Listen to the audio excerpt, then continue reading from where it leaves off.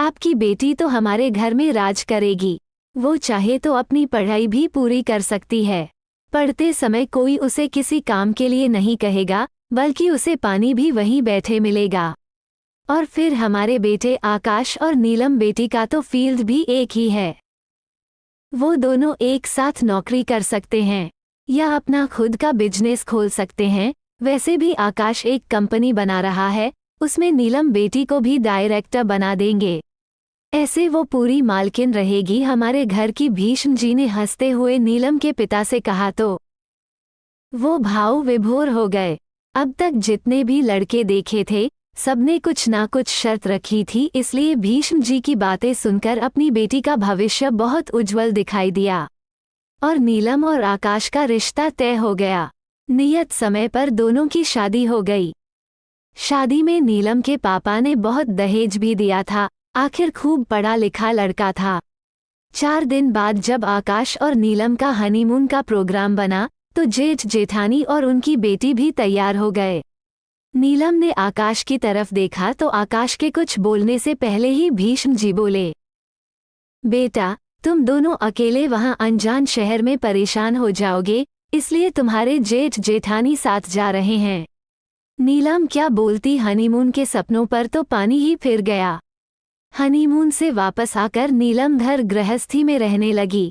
अब नीलम के कपड़ों की बारी आई। उसे जेठानी के साथ अपने कपड़े शेयर करने के लिए कहा गया। ससुराल में अपना पराया कुछ नहीं होता। कपड़े शेयर करने से दोनों के पास ज्यादा कपड़े दिखेंगे। यहाँ भी नीलम महसूस कर रह गई। जेठानी के कपड़े तो उसको कभी पसंद ही नहीं आए, क्योंकि उनका रख रखाव इतना गंदा था कि देखने का भी मन ना करे। हाँ, अपने कपड़ों की बलि जरूर चढ़ गई। कुछ दिन बीतने के बाद नीलम ने आकाश से अपनी पढ़ाई जारी रखते हुए पेपर देने की बात की। आकाश तो यही चाहता था, लेकिन जब भीष्म जी को ये पता लगी तो वो ना नुकुर करने लगे। आकाश के कहने से वो मान गए तो जेठानी बोली, मैं अपने हिस्से से ज्यादा का काम नहीं करूंगी। उस दिन नीलम से चुप नहीं रहा गया। वो बोली, पापा जी, शादी से पहले तो आपने कहा था कि तुम पढ़ाई करोगी, तो तुम्हें पानी के लिए भी उठना नहीं पड़ेगा।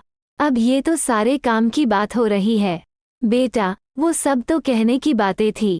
अब मैं इसमें क्या कर सकता हूँ? ये तो तुम दोनों के बीच की बात है। मेरी तरफ से तैयार कोई परेशानी नहीं है। इस बार भी नीलम ने घर के काम संभालते हुए अपने पेपरों की तैयारी की।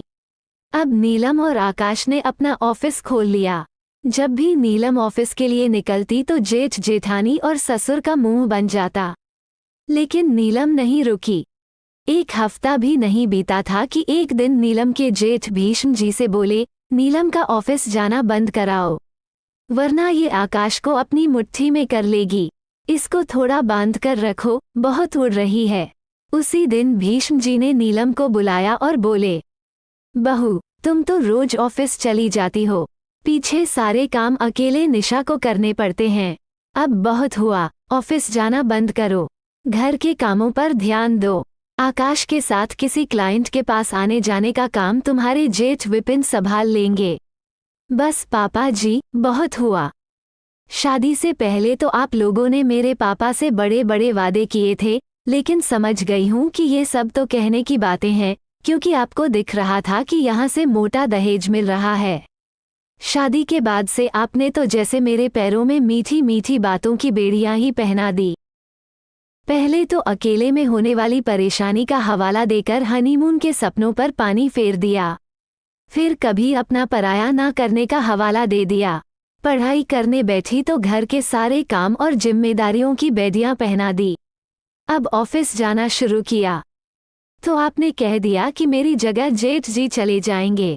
क्या जेठ जी को इस काम की नॉलेज है, या आप लोगों को ये डर है कि नीलम आकाश के साथ रहेगी तो कहीं वो उसे लेकर अलग ना हो जाए?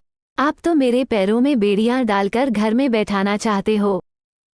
आपने कहा था कि आकाश और मैं अपना ऑफिस खोल सकते हैं। जब काम मुझे और आकाश को करना है तो उसमें जेठ जी क्या करेंगे? आपको डर है कि ये दोनों अपनी खिचड़ी अलग ना पका लें। कंपनी में डायरेक्टर तो आप मुझे भूलकर भी नहीं बनने दोगे। क्योंकि फिर तो आपके हाथ में कुछ नहीं रहेगा। जेठ जी भी इसलिए आकाश के साथ रहना चाहते हैं कि वो देख सके कितनी कमाई हो रही है। आप लोग मेरी हर बात पर नज़र रखना चाहते हो। अब मुझे समझ आ गया है कि ये सब वादे तो सिर्फ कहने के हैं जिनका कोई मूल्य नहीं। जब आप लोग बहू के पैरों में बेड़ियां डालने चाहते हैं, वही बहू जो शादी के बाद से ही आपके घर की सारी जिम्मेदारियों को पूरा करने की कोशिश करती है, आप सबकी पसंद नापसंद का ख्याल रखती है, उस बहू के लिए तो आपको कुछ सोचना ही नहीं है। उसके लिए तो आपके मन में कोई फीलिंग्स ही नहीं है। आप अपने ही किए वादों का मान नहीं रख सकते तो आपसे और क्या उम्मीद की जा सकती है। फिर आकाश मेरा फेवर लेंगे तो आप कह देंगे कि मैंने आकाश को अपने वश में कर लिया है। आकाश भी वहीं खड़ा था। वो बोला, पापा, नीलम सही कह रही है। कहीं ऐसा ना हो कि वो आपके द्वारा पहनाई गई बेड़ियों को तोड़कर कुछ कदम उठाए। उससे अच्छा है इन बेड़ियों को आप खुद ही खोल दो, वरना वो अपनी अधूरी ख्वाहिशें पूरी करने के लिए ये बेड़ियां खुद ही तोड़ देगी। इतना कहकर आकाश और नीलम वहां से चले गए।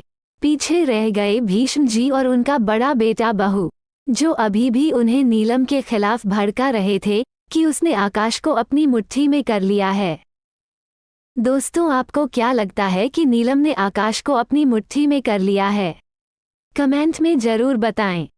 दोस्तों, अगर यह कहानी आपको अच्छी लगी हो तो वीडियो को लाइक और चैनल को ज़रूर सब्सक्राइब करें। धन्यवाद दोस्तों।